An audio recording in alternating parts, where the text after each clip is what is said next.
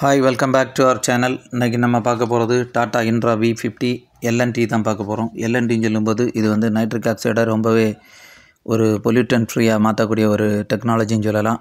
இது வந்து என்ஜினை பொறுத்தவரையில் 1497 cc 4 சிலிண்டர் DA என்ஜின் பயன்படுத்தியிருக்காங்க. இதில் முக்கியமாக பவர் வந்து 80 ஹார்ஸ் பவரில் இருக்குது. டார்க்கை பொறுத்தவரையில் 220 நியூட்டன் மீட்டரில் கொடுத்துருக்காங்க.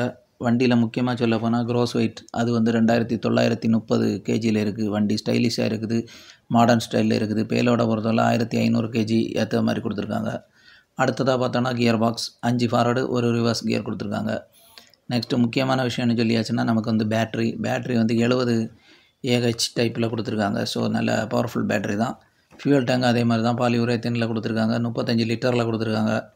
மைலேஜ்னு பார்த்துக்கிட்டோன்னா 22 km/லிட்டர் கிடைக்கி. கிரேடபிலிட்டி வண்டியோட மலையேறும் தன்மைன்னு சொல்லும்போது 35% கொடுத்துருக்காங்க.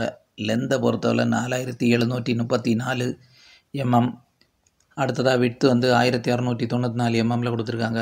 ஹைட்டுன்னு பார்த்துக்கிட்டோன்னா 2013 mmல இருக்குது. வண்டியோட வீல் பேஸும் பக்காவாக இருக்குது. வீல் பேஸ் வந்து நமக்கு பார்த்தோம்னா 2600 mmல இருக்குது. வண்டி டேர்ன் பண்ணக்கூடிய டேர்னிங் ரேடியஸ் பார்த்தோன்னா 6050 mm, அதாவது 6.5 மீட்டர் கிட்ட தான் தேவைப்படுது. வண்டியில் யூஸ் பண்ணியிருக்கக்கூடிய பவர் ஸ்டியரிங் டில்டபிள் டைப்பில் இருக்குது. ஏசி ஆப்ஷனலாக வந்துடுது. மற்றபடி பார்த்தோன்னா சீட்டிங் டிரைவர் +1 இருக்குது. பிரேக்ஸை பொறுத்தவரை டிஸ்க் அண்ட் ட்ரம் பிரேக்ஸ் பயன்படுத்தியிருக்காங்க. சேசிஸ் வித் கேபினோட வந்துடுது. டெக் பாடி டைப்பு தான். Day cabin. Number of tyre பார்த்தோன்னா 4 டயர் கொடுத்துருக்காங்க வண்டியில். டயரோட சைஸை பார்த்தோன்னா 215, 75, 615. லோடிங் ஏரியா முக்கியமான ஒரு விஷயம். 240.3 ஸ்கொயர் ஃபீட்டில் கொடுத்துருக்காங்க. வண்டியில் LNT டெக்னாலஜி நம்ம ஏற்கனவே சொன்ன மாதிரி இது வந்து பொல்யூஷனை குறைக்கிறதுக்காக பயன்படுத்தக்கூடிய ஒரு டெக்னாலஜி. இது வந்து நைட்ரிக் ஆக்சைடோட வீரியம் வந்து காற்றில் கலந்ததுன்னா அது நச்சுத்தன்மை உள்ளதாக இருக்கும். அது வந்து மக்களுக்கு நல்ல நோய்கள்லாம் உருவாக்க மாதிரி இருக்கும். அதனால் கவர்மெண்ட் இப்போ BS6 நார்ம்ஸை பேஸ் பண்ணி பண்ண சொல்லியிருக்காங்க.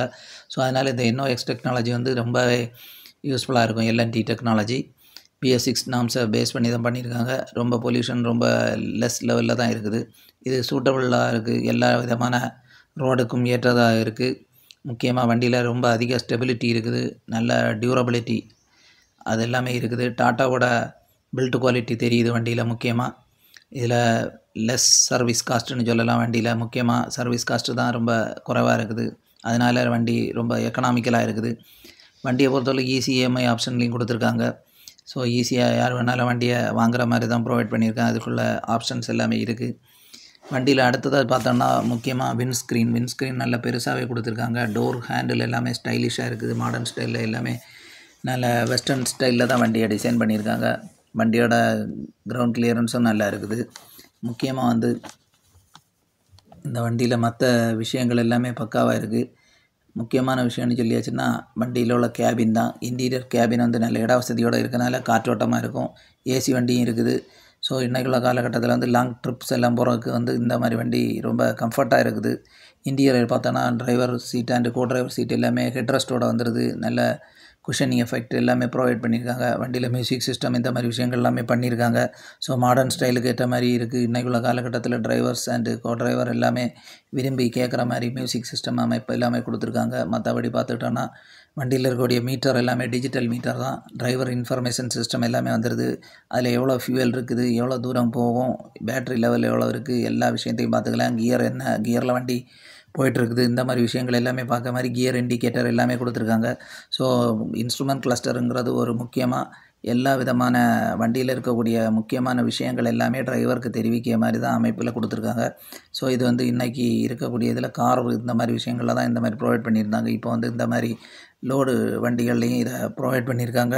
ஸோ அதிகமாக வந்து மக்கள் வந்து அதை விரும்பி வாங்க காரணம் வந்து இதில் உள்ள மைலேஜ், அது மட்டும் இல்லை சர்வீஸ் காஸ்ட்டு ரொம்பவே குறைவாக இருக்குது. அது மட்டும் இல்லாமல் டாட்டாவோட நம்பிக்கையும் இருக்குது. டாட்டான்னு சொன்னாலே பில்ட் குவாலிட்டி ரொம்ப ஃபேமஸான ஒரு விஷயம். அது காராக இருக்கட்டும், ட்ரக்காக இருக்கட்டும், எந்த ஒரு வண்டியாக இருந்தாலுமே டாட்டா வந்து அந்த வண்டிகளை பொறுத்தவரையில் நல்ல குவாலிட்டியை மெயின்டைன் பண்ணி தான் தயாரிக்காங்க. மற்ற வண்டிகளை மாதிரி இல்லாமல் அது வந்து மக்களுக்கு ஒரு பயனுள்ளதாக இருக்கணுங்கிற ஒரு நோக்கத்திலே தயாரிச்சிருக்காங்க. மற்ற வண்டிகள் இதே செக்மெண்ட்டில் இருக்கக்கூடிய வண்டிகளை பார்த்துக்கிட்டோன்னா பில்ட் குவாலிட்டி என்ன அங்கே இருந்தாலுமே இந்த வண்டியை கம்பேர் பண்ணும்போது அது எல்லாமே பில்ட் குவாலிட்டி கொஞ்சம் குறைவாக தான் இருக்கும். இந்த வண்டி முக்கியமாக வந்து ப்ரைஸும் கம்மியாக தான் இருக்குது. 8.9 லட்சத்தில் ஸ்டார்ட் ஆகுது. இந்த வீடியோ பிடிச்சிருந்தா லைக் பண்ணுங்கள், ஷேர் பண்ணுங்கள், சப்ஸ்கிரைப் பண்ணுங்கள். தேங்க்யூ.